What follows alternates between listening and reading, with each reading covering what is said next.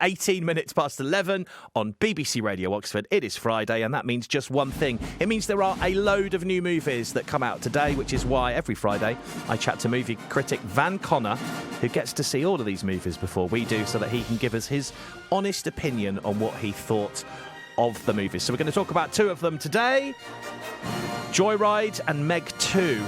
Good morning, Van Connor. How are we? Oh, good morning, Mr. Bull. Pleasure as always. I'm peachy, thanks. I'm 40 now. I'm getting used to that. How did you feel with that? Oh, I didn't like turning 40, if I'm honest. That was it was a horrible part of my life. I tried to forget. You're going to be going out buying a sports motorbike soon and booking holidays to Barbados. Oh, it's always convertibles for me. That's always my trick. Well, we got two movies to talk about. One of them I cannot wait to talk about is actually the first one, Meg 2, and Joyride in a moment. So, Meg 2, basically, I've seen the trailer to this. It is Jaws meets Alien as far as I'm concerned. Yeah, it's Jason Statham versus a giant shark, round 2. And, I was a big fan of the first Meg movie. I think it was 2018, I want to say. John Turteltaub adaptation of the Steve Alton series of novels. There were several novels. And they involve a new area of the ocean below the Mariana Trench, in which a new underwater kingdom is discovered. It has loads of prehistoric, oceanic life in it. And from this, we get the Megalodon, cunningly renamed the Meg. And only rescue diver Jonas Taylor, played by Statham, can save us when it sort of escapes into the upper world, and it sort of lays waste to Asia in the first movie. We've now got the sequel set some years later, in which Statham's Jonas Taylor has somehow learnt to fight, because I presume just because he's played by Jason Statham, and has become a sort of eco-warrior to boot. Like, he goes and he raids oil rigs and goes like activism, eco things, where he takes photos of toxic waste dumping and things like that. This is like his side hustle. He's still doing the working for the Oceanic Institute thing from the end of the first movie, but he finds himself brought back into action when the rescue mission is needed to be launched under the sea. And they uncover along the way this illicit, covert mining operation that threatens all of life below the ocean and above it. And wouldn't you know it, happens to involve a bunch of prehistoric sea creatures finding their way again back into our world. So I've got a clip for you that should set the tone rather nicely for the second round of the Meg. Jonas, we need your help. We're detecting increased aquatic activity 25,000 feet deep in the trench.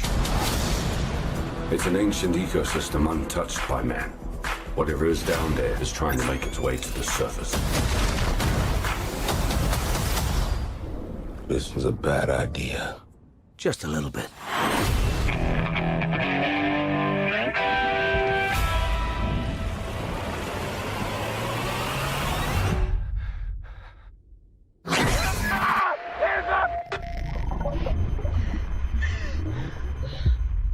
Jonas, we've got company.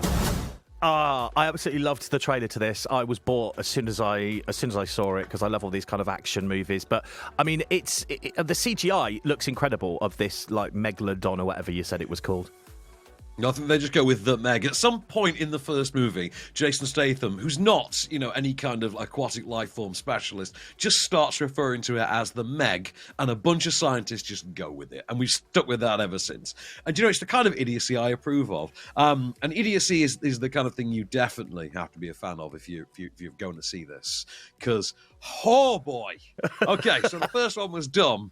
This is brain dead. I mean, it's not without its laughs, but it is pretty brain dead. So, John Turteltaub sat this one out. Ben Wheatley has stepped in to direct this one, which makes about as much sense as Andy Serkis directing Venom, Let There Be Carnage. And frankly, the movies are about as good compared to the first one in both cases. Statham's doing the Statham routine. Of course he is, because he's good at that. Yeah. Fair play. Cliff Curtis is having a ball. He's always a hoot. You've got a couple of the returning players. The little girl from the first movie's back, and I think she was 8 in the first one. She's now 12 or 13 in this one. And then you've got Sienna Guillory and Skylar Samuels, characters like that, who are all playing different degrees of evil female characters, because that just seems to be the shtick this time around. You've also got a villain who looks distracting, like Mickey Rourke's younger Spanish clone. Only way I can describe it. I think it's Sergio Montanez, I think his name is. Just looks like younger Spanish Mickey Rourke with all the charisma to match. So fair play to him. I thought this was an absolute mess. I mean, it's about as good a movie as Piranha 3 Double D, if we're going with oceanic, horror sequels. I can't figure out for the life of me why Ben Wheatley's done this. It makes very little sense on A to B to C plot level. Characters have entirely different skill sets from one scene to another, which is, that's true of a Transformers movie.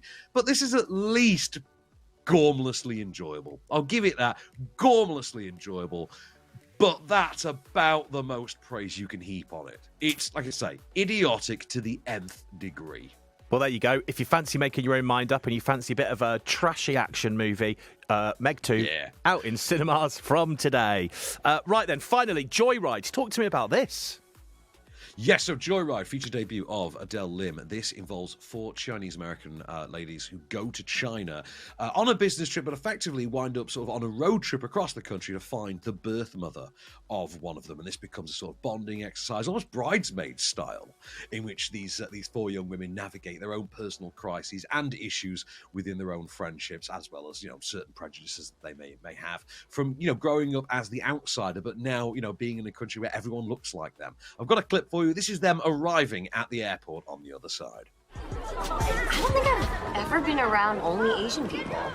I mean, we look like everyone else for once. I think we blend right in. Yeah, but people here can tell Chinese from American Chinese. What do you mean?